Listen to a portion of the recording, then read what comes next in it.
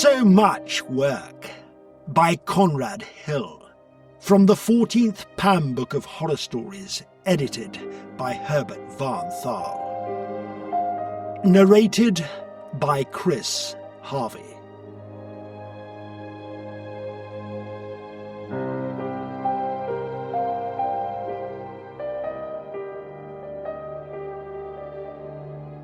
"11:00. Being a person of regular habits, and insisting that his wife be likewise, Mr Nesbit prepared to venture forth into the November night. He donned Wellington boots, black plastic mackintosh, and a flat checked cap. Mrs Nesbit donned Wellington boots, blue plastic mackintosh, and a tartan head scarf. The reason for this nocturnal activity cavorted idiotically in the hall. Heinz, the dachshund, after a number of years, had also become a creature of habit, learning to associate the ritual garbing of master and mistress with a climactic emptying of bladder and bowels, his day's enjoyable and satisfying finale. Mrs Nesbit eyed the undulating sausage dog with some distaste, for she was now certain that he was depositing hairs upon the hall carpet. Until her husband had summarily dismissed the cleaning woman for kicking Heinz, Mrs Nesbit had no idea that the animal was shedding his coat upon the carpet in question, but since she had been doing the cleaning herself, she had noticed a quantity of hairs in the bag of the vacuum cleaner. After extensive investigation, during which she examined the cleaner bag as she finished each room, she was able to pinpoint the contaminated area. Every day she found a profusion of offensive tendrils in the bag after she had done the carpet in the hall, and the dog's pre-walk prancings were to blame. She had summoned sufficient courage to mention the matter to her husband. In a circumspect manner, of course. She had asked him whether dogs shed their summer coats, or did they merely grow additional hair during the winter months. Mr Nesbit had deliberated at length before pronouncing that they just grew extra hair. Aware that her husband was a self-acknowledged expert on dogs and many other things besides, Mrs Nesbit had thanked him, and verified at the library that dogs did shed their summer coats. Furthermore, she continued to accumulate evidence in the cleaner bag to support the fact. And now, whilst her husband ran through his nightly countdown, keys, torch, lead, collar, she resolved to give Heinz a thorough brushing every day, for, although this entailed more work, she did like to keep a clean house. She wondered whether all the nasty hairs on the hall carpet had provoked the cleaning woman into the paroxysm that culminated in the kicking of Heinz's bottom. Mr Nesbit had long admired dachshunds, and, in a burst of benevolence, had finally purchased one. Not unnaturally, Mrs Nesbit was required to feed and nurture the puppy. She still remembered, with a barely repressed shudder, the pools and piles, and the smell. Lord, the smell. For Mr Nesbit had made it plain that he had bought the dog not only for his own delectation and delight, but to keep her company during the day. So thoughtful of him. Watching Heinz disappear into the misty drive, she hoped, as usual, that he might get lost, not die or anything inconvenient like that, just get lost. He made so much work. Mr Nesbit made a lot of work too, but that was different. She had married him of her own volition, and she should have realized then that he would be a lot of work. No, she didn't ask for much. She hadn't asked for Heinz, only that Heinz lose himself.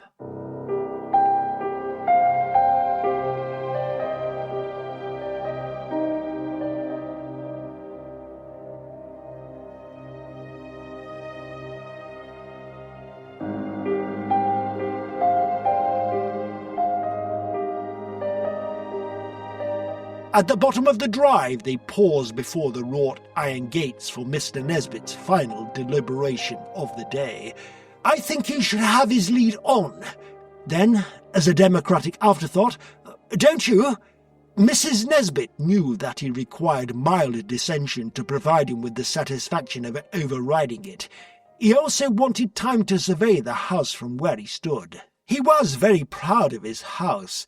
Many times he had congratulated her on her rescue by marriage from a life of mediocrity, and told her how fortunate she was to live in such a nice house.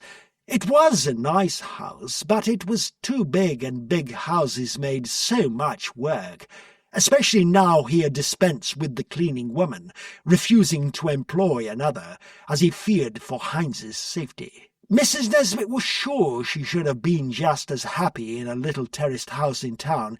In the country, people tread in such disgusting things. "Well, there shouldn't be any cars out here at this time of night, dear," was a suitable diversity of opinion. She wished that, for once, he would let Heinz out into the lane without his lead. "I'm not so sure."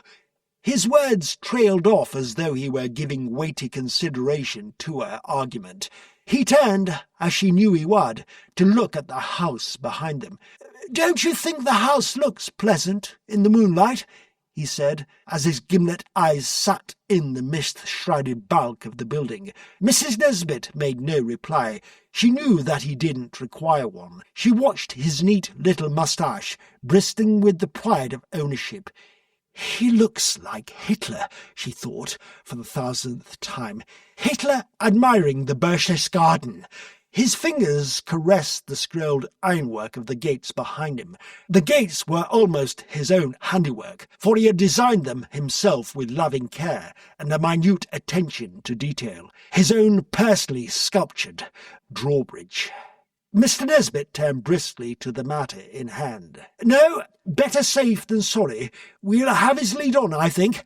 He waited, giving Mrs. Nesbit his full attention now, waited for her final contribution to the polemical charade. "But if a car did come along, dear, it wouldn't be going very fast, would it? With this mist about, and the way the lane winds, only a lunatic would be driving fast." Pathetic, but necessary, she thought. "I can't risk it. I'm where I am today because I've never taken risks. You know that." A crashing, predictable conclusion, beautifully illustrating his authoritativeness. She took the proffered collar and lead, bending with a small sigh to attach them to the frisking Heinz. Satisfied that the lead was secure after careful scrutiny by the light of the torch, Mr. Nesbit opened one of the gates, allowing Heinz and Mrs. Nesbit out before him, not for any reason of etiquette, but simply because he had insufficient time in which to get out before the enthusiastic Heinz had pulled his wife through the opening like a rag doll. She waited, her arm aching from the effort of restraining the dog, whilst Mr. Nesbit carefully closed the gate. Together they set off along the lane, he strutting in fine military manner, illuminating Heinz's favourite places with the torch, she stumbling blindly along behind the dog with the lead chafing her hand. So much effort, so much work.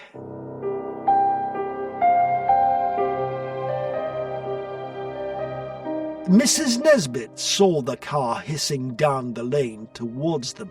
It was showing no lights, and the dark shape of it seemed to stretch from hedge to hedge. She wondered whether she should tell Mr. Nesbit about it. After all, from his position in the middle of the lane, he should be able to see it as well as she. He saw it. "Well, damn fool's got no lights. What does he think he's playing at?" He waved the torch imperiously. The car approached at undiminished speed, scything through the lying mist. "Keep the dog in to the side," he said, no doubt presuming that she had sufficient intelligence to do the same. "Good heavens, it's a Rolls-Royce," he bellowed. "You'd think the fellow would have more sense." To Mrs. Nesbit, crouched against the dripping hedge, it was obvious that the car was not going to stop before it reached her husband, who was by now roaring, "Stop! Stop, I tell you!"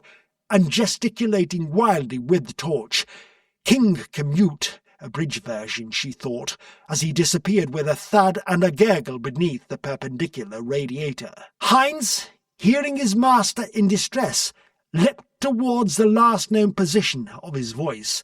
Such was the strength of his determination that he tore the lead from Mrs. Nesbit's hand.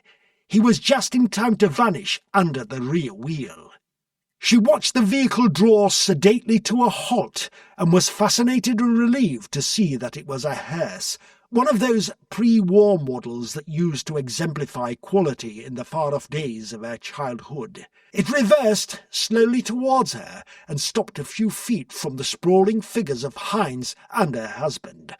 On the gleaming bier in the back of the vehicle rested the unmistakable shape of a coffin. Two men in funeral clothes and top hats climbed down from the front. One of them went quietly to the two bodies in the lane. The other came and stood beside her. Beneath the brim of the hat, his face was one of perpetual suffering, thin and drawn and white in the moonlight.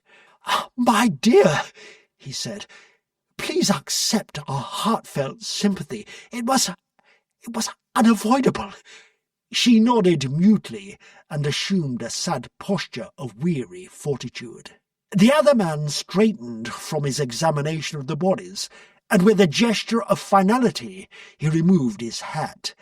His brilliant, bald head clashed incongruously with his sombre clothes. The man beside her also removed his hat to reveal a head not quite as bald as the others. From somewhere inside the hat he produced a card which he handed to her before deferentially bowing his head in the presence of death.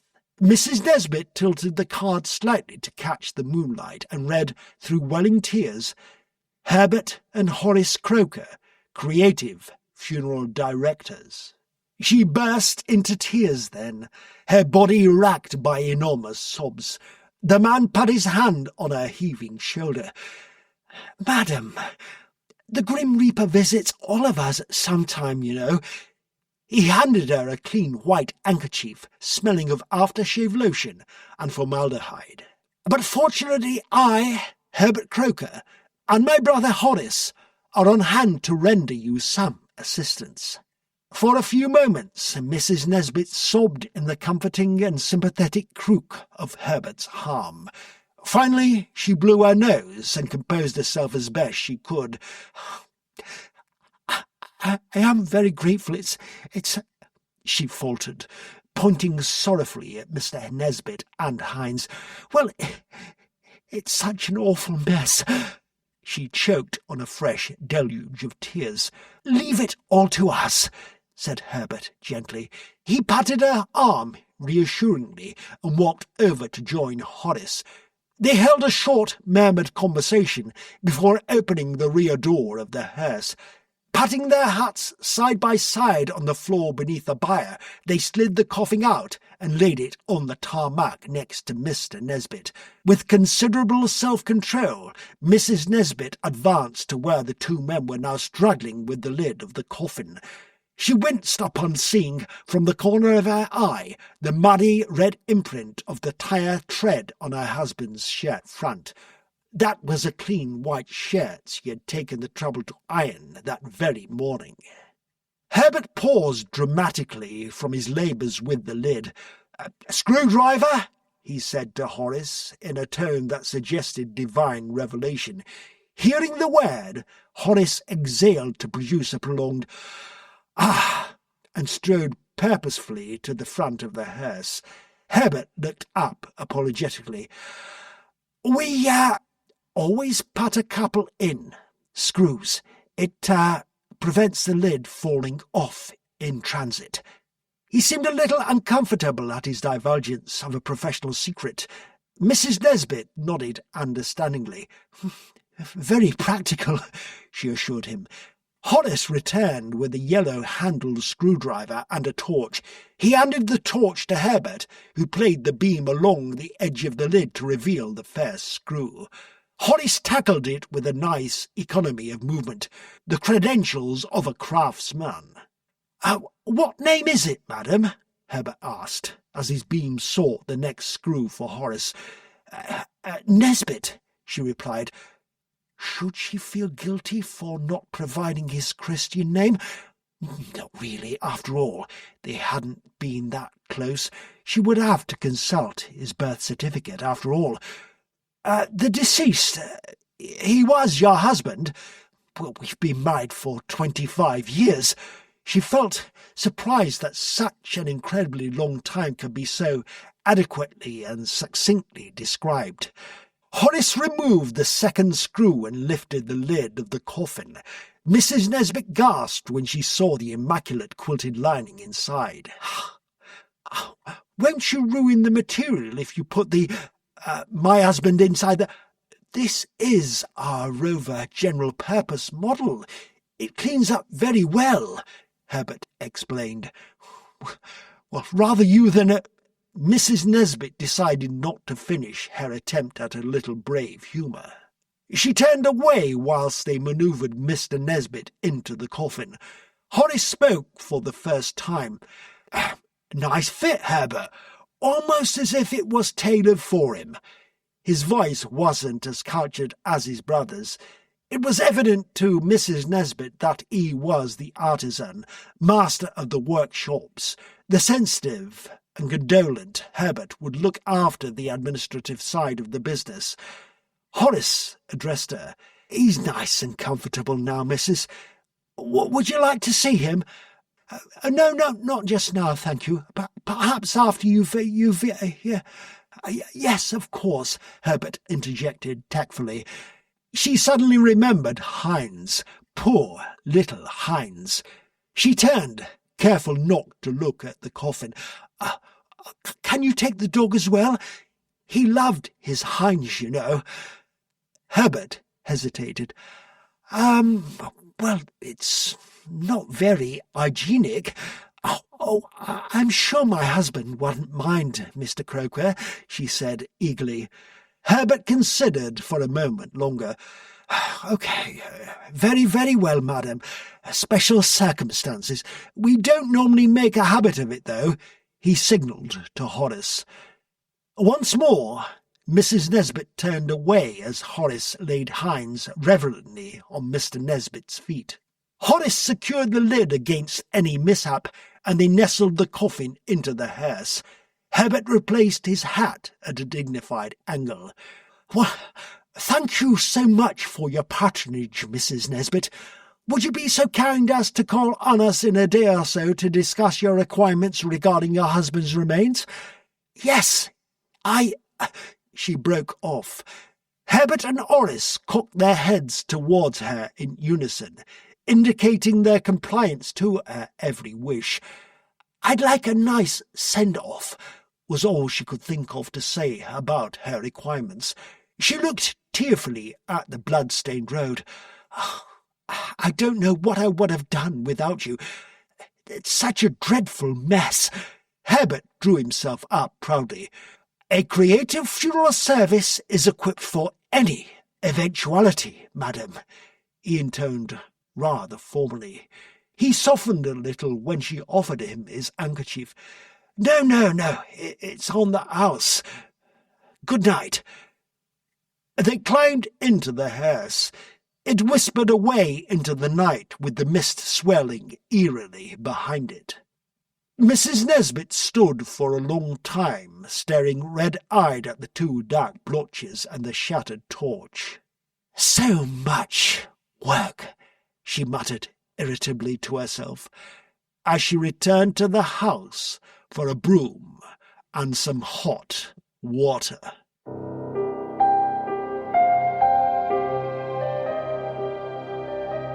So Much Work by Conrad Hill, from the 14th Pan Book of Horror Stories selected by Herbert Van Thal, was narrated, edited and post-produced by Chris Harvey.